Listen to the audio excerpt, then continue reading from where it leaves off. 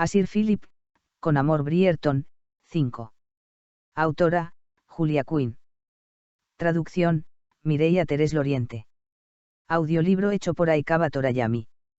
Sinopsis. Es posible enamorarse de alguien a quien no has visto nunca. Eloise, la pequeña de la familia Brierton, está a punto de descubrirlo. Hasta que se casó Penélope, su íntima amiga, no había sentido sobre sus delicados hombros el peso de la soltería. Pero ahora, un impulso inexplicable la empuja a cometer una locura, dejar Londres y presentarse en casa de un hombre al que solo conoce por carta, y que quiere casarse con ella. Claro que cuando conoce a Sir Philip las ilusiones se vienen abajo como un castillo de naipes, su príncipe azul resulta algo rudo, serio, y además tiene 2 hijos que son auténticos diablos. Pero Eloise ha detectado también una pasión latente bajo la piel, que no está dispuesta a dejar escapar, con un poco de ayuda de su extraordinaria familia. Prólogo. Febrero, 1823 Gloucestershire, Inglaterra. Resultó muy irónico que sucediera, precisamente, un día tan soleado. El primer día soleado en que, 6 semanas seguidas de cielos encapotados acompañados de la ocasional nieve o lluvia.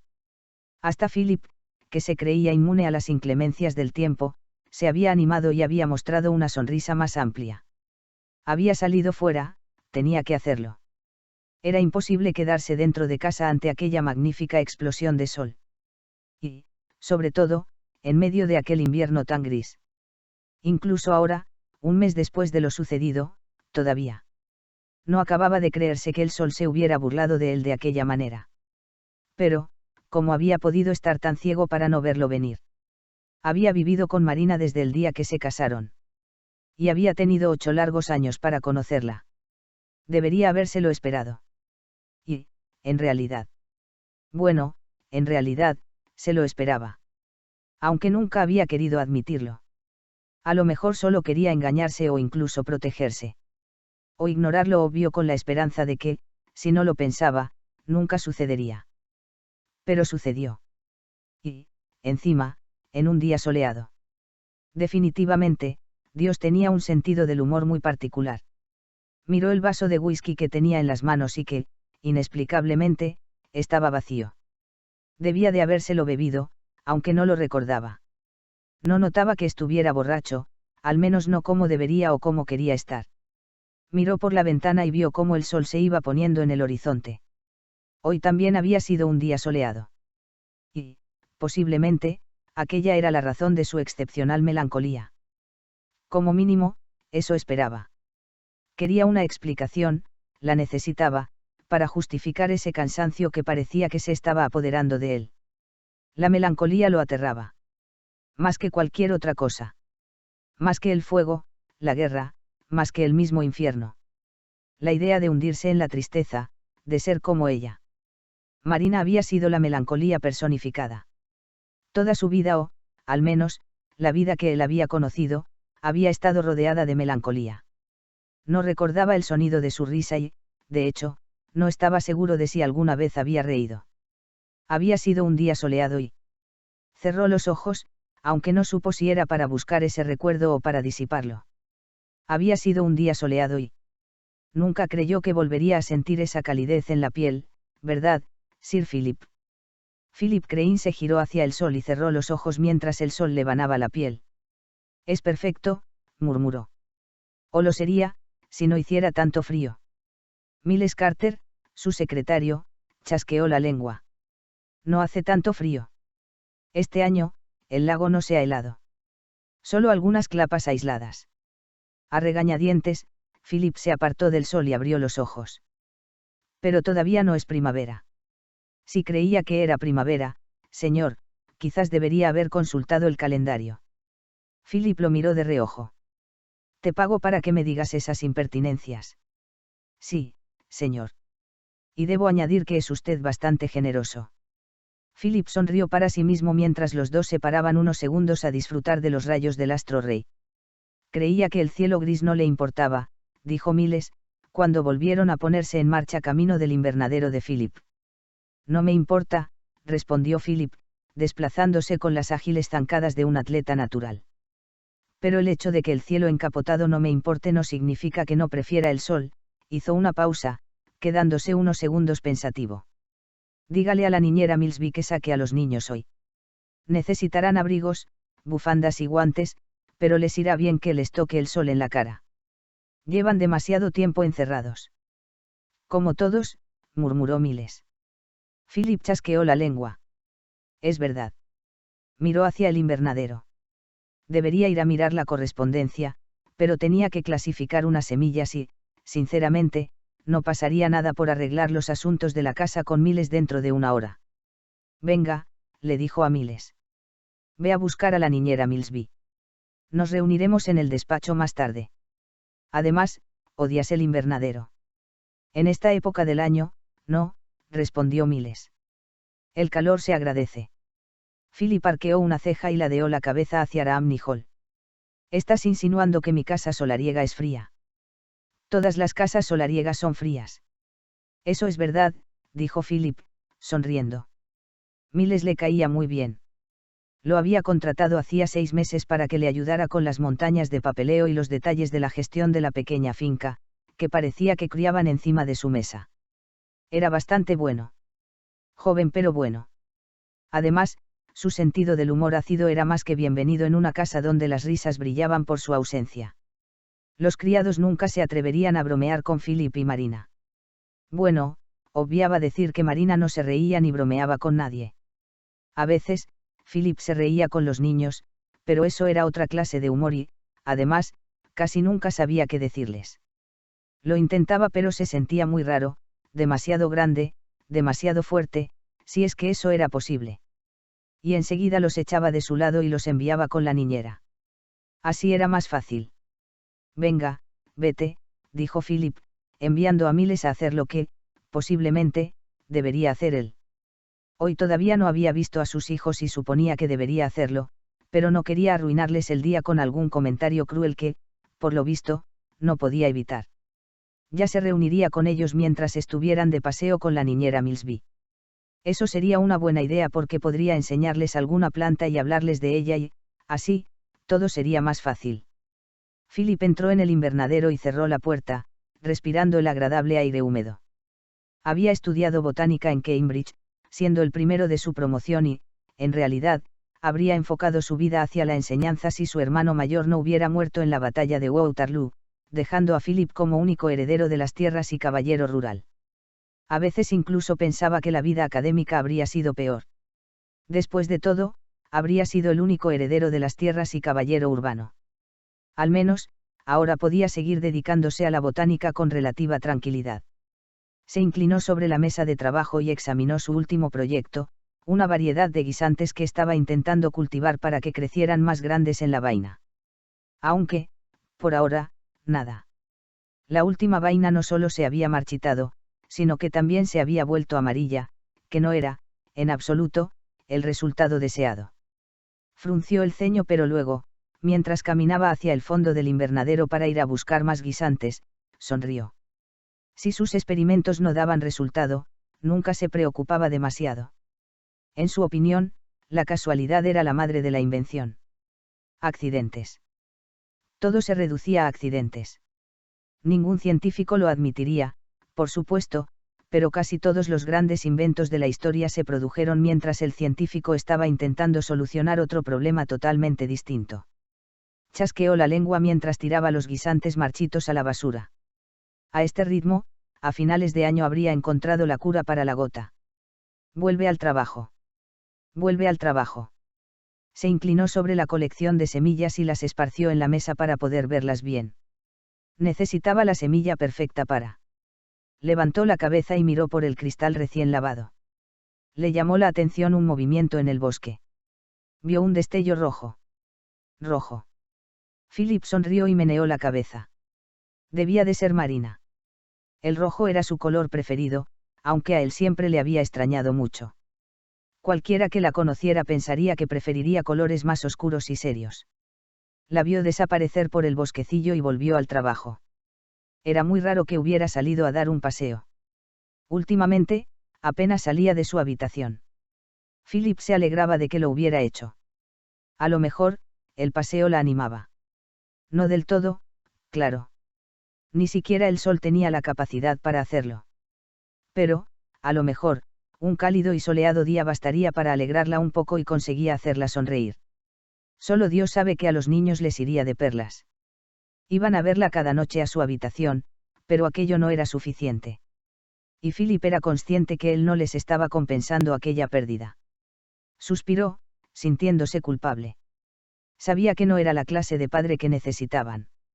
Intentaba decirse que lo hacía lo mejor que sabía, que estaba haciendo bien lo único que se había propuesto, no ser como su padre. Pero, aún así, sabía que no era suficiente. Con movimientos decididos, se apartó de la mesa de trabajo. Las semillas podían esperar. Posiblemente, sus hijos también, pero eso no quería decir que debieran hacerlo. Además, ese paseo por el bosque deberían hacerlo con él, y no con la niñera Millsby, que no sabía distinguir entre los árboles caducifolios y las coníferas y, seguramente, les diría que una rosa era una margarita y... Volvió a mirar por la ventana, recordándose que era febrero. Seguramente, la niñera Millsby no encontraría ninguna flor en el bosque con el tiempo que había hecho y, además, eso no era excusa. Era él quien debía llevarlos de paseo. Era una de esas actividades que hacían los niños que se le daban verdaderamente bien y no debía eludir la responsabilidad. Salió del invernadero y, cuando apenas había recorrido un tercio del camino hasta la casa, se detuvo. Si iba a acompañar a los niños, debería llevarlos a ver a su madre. La echaban mucho de menos a pesar de que, cuando estaban con ella, solo les acariciara la cabeza. Sí, tenía que encontrar a Marina. Aquello les iría mucho mejor que un paseo por el bosque. Pero sabía, por experiencia, que no debía fiarse de ella. El hecho de que hubiera salido de casa no quería decir que se encontrara bien.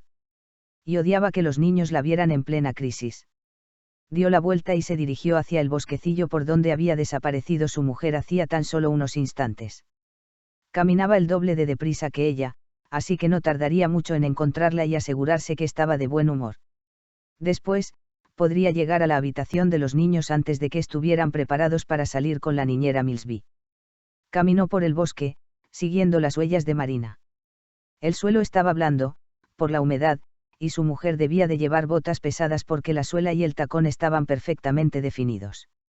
Lo llevaron por el camino y hacia el otro lado del bosquecillo, y luego por un camino cubierto de hierba. «Maldita sea», susurró Philip, aunque la brisa casi le impidió escuchar sus propias palabras. Era imposible seguir las huellas por la hierba. Se colocó una mano a modo de visera, para protegerse los ojos del sol, y buscó algún destello de rojo. No vio nada cerca de la casa abandonada, ni en el campo de veteados experimentales de Philip, ni en la roca en la que tantas veces se había encaramado de pequeño. Se giró hacia el norte, forzando la vista hasta que la localizó. Iba hacia el lago. El lago. Philip separó los labios mientras la miraba avanzar lentamente hacia la orilla. Philip no se había quedado helado, era más bien como si, mientras digería aquella imagen, hubieran detenido el tiempo. Marina nunca nadaba. De hecho, no sabía ni si sabía hacerlo.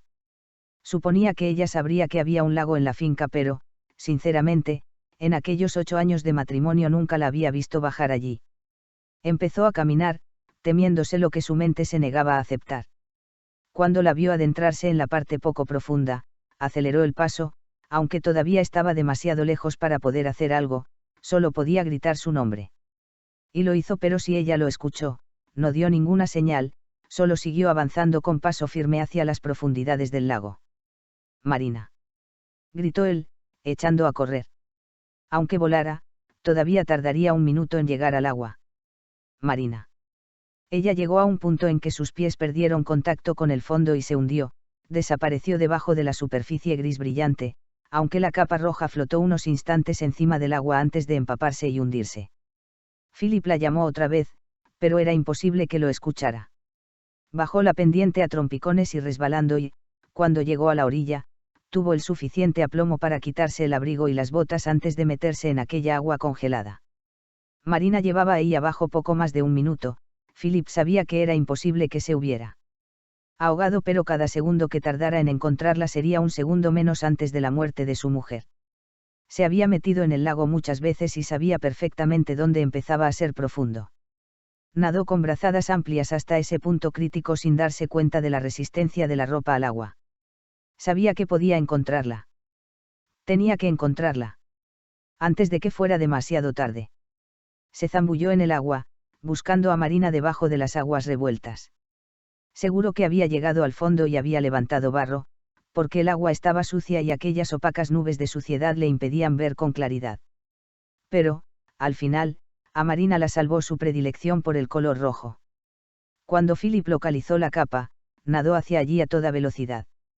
Ella no se resistió cuando la subió hacia la superficie, de hecho, estaba inconsciente y solo era un peso muerto en sus brazos. Cuando salieron, Philip tuvo que llenarse varias veces los pulmones, que le dolían mucho. Durante unos instantes, solo pudo concentrarse en respirar porque el cuerpo le decía que, antes de poder salvar a nadie, tenía que recuperarse.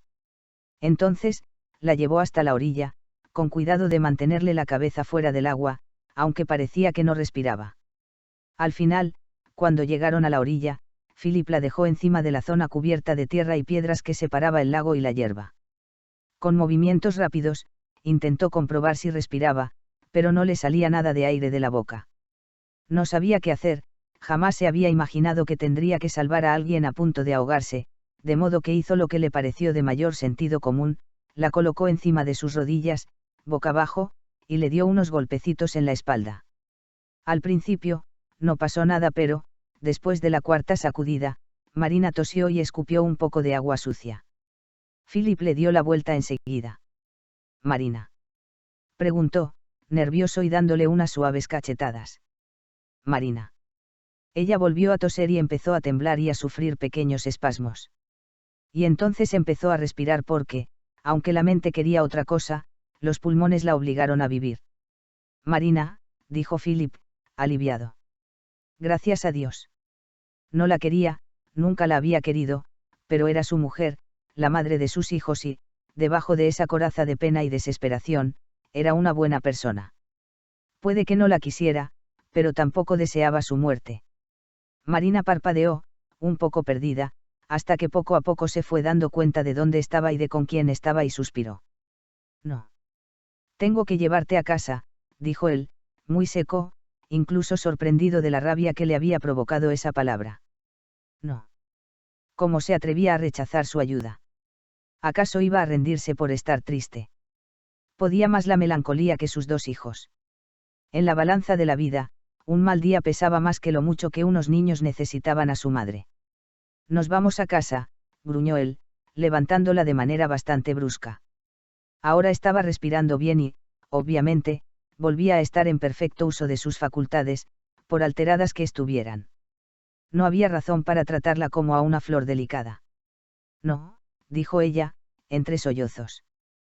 «Por favor, no. No quiero. No puedo».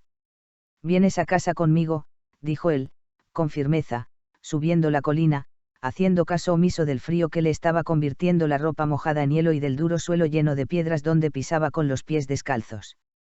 «No puedo», susurró ella, con lo que parecían sus últimas fuerzas. Y, mientras Philip la llevaba a casa, solo podía pensar en lo acertadas que eran esas palabras. «No puedo». En cierto modo, parecían el resumen perfecto de la vida de Marina. Al caer la noche, todos tuvieron bastante claro que la fiebre conseguiría lo que el lago no había podido. Philip había llevado a Marina a casa lo más rápido posible y, con la ayuda del ama de llaves, la señora Hurley, le habían quitado la ropa empapada y habían intentado hacerla entrar en calor envolviéndola en el edredón de oca que, 8 años atrás, había sido la pieza central de su ajuar. «¿Qué ha pasado?», preguntó la señora Hurley cuando lo vio entrar por la puerta de la cocina. Había preferido evitar la entrada principal, para evitar que los niños los vieran y, además, la puerta de la cocina estaba más cerca del camino. «Se ha caído en el lago», respondió él, con brusquedad. La señora Hurley lo miró con recelo y, al mismo tiempo, compasión y, en ese momento, Philip se dio cuenta de que la mujer sabía perfectamente lo que había pasado. Llevaba en aquella casa desde que los Crane se habían casado, tiempo suficiente para conocer las crisis de Marina. Después de meter a Marina en la cama, Lo había echado de la habitación y le había dicho que se fuera a cambiar si no quería enfermar él también. Sin embargo, inmediatamente después había vuelto al lado de su mujer. Como marido, y aunque se sintiera culpable por pensarlo, era el lugar que le correspondía, un lugar que había estado evitando esos últimos años. Estar al lado de Marina era deprimente. Era muy difícil. Pero ahora no era el momento de eludir sus responsabilidades, así que se quedó junto a su cama todo el día y toda la noche. Le secaba el sudor de la frente de vez en cuando y, cuando estaba más tranquila, intentaba hacerle tragar un poco de caldo tibio. Le dijo que luchara, aunque sabía perfectamente que no lo escuchaba. Al cabo de 3 días, murió. Era lo que ella quería, pero aquello no sirvió de nada cuando Philip tuvo que sentarse delante de sus hijos, una pareja de gemelos que acababan de cumplir 7 años, para intentar explicarles que su madre se había ido. Se sentó con ellos en la sala de juegos, aunque era demasiado grande para esas sillas de niños. Pero, de todos modos, se encogió como pudo, se encajó en una de ellas y se obligó a mirar a sus hijos a los ojos mientras se lo decía de la mejor manera posible. No dijeron demasiado, algo sorprendente en ellos. Aunque no parecieron muy sorprendidos, y eso dejó muy intrigado a Philip. Lo siento, consiguió decir, al final de su discurso. Los quería mucho y les había fallado muchas veces. Si apenas sabía cómo hacerles de padre, ¿cómo demonios se suponía que debía asumir también el papel de madre? No es culpa tuya, dijo Oliver, clavando sus ojos marrones en los de su padre. Fue ella la que cayó al lago, no. Tú no la tiraste. Philip asintió, porque no sabía demasiado bien cómo responder. ¿Es feliz, ahora? Preguntó Amanda, despacio. Creo que sí, dijo Philip. Ahora os estará viendo a todas horas desde el cielo, así que debe de ser muy feliz. Los gemelos se quedaron pensando en aquellas palabras unos segundos. Ojalá sea feliz, dijo Oliver, al final, con una voz más decidida que su rostro. A lo mejor, allí ya no llorará. Philip sintió un nudo en la garganta. Nunca se había dado cuenta de que los niños podían oír cómo su madre lloraba. Lo solía hacer bastante tarde y, aunque la habitación de los niños estaba justo encima de la suya, Philip siempre había supuesto que, cuando ella lloraba, ellos ya debían de estar dormidos. Amanda asintió con aquella pequeña cabeza cubierta de mechones rubios. Si ahora es feliz, dijo, me alegro de que se haya ido. No se ha ido, intervino Oliver. Se ha muerto. No, se ha ido, insistió Amanda. Es lo mismo, dijo Philip, con rotundidad, deseando poder decirles otra cosa que no fuera la verdad. Pero creo que ahora es feliz. Y, en cierto modo, aquella también era la verdad. Después de todo, era lo que Marina quería. A lo mejor era lo único que había querido todos esos años. Los niños se quedaron en silencio un buen rato, sentados al borde de la cama de Oliver, observando el balanceo de sus piernas. Allí, sentados en aquella cama que, obviamente, era demasiado alta para ellos, se veían muy pequeños.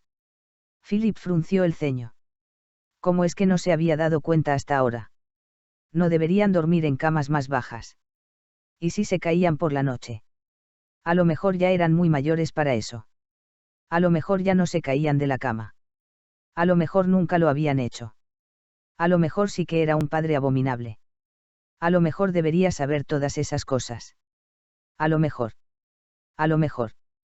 Cerró los ojos y suspiró. A lo mejor debería dejar de pensar tanto e intentar hacerlo. Mejor que pudiera y ser feliz con eso. ¿Tú también te irás?, preguntó Amanda, levantando la cabeza. Philip la miró a los ojos, unos ojos tan azules, tan iguales a los de su madre. No, dijo, en un doloroso suspiro, arrodillándose frente a ella y tomándole las manos.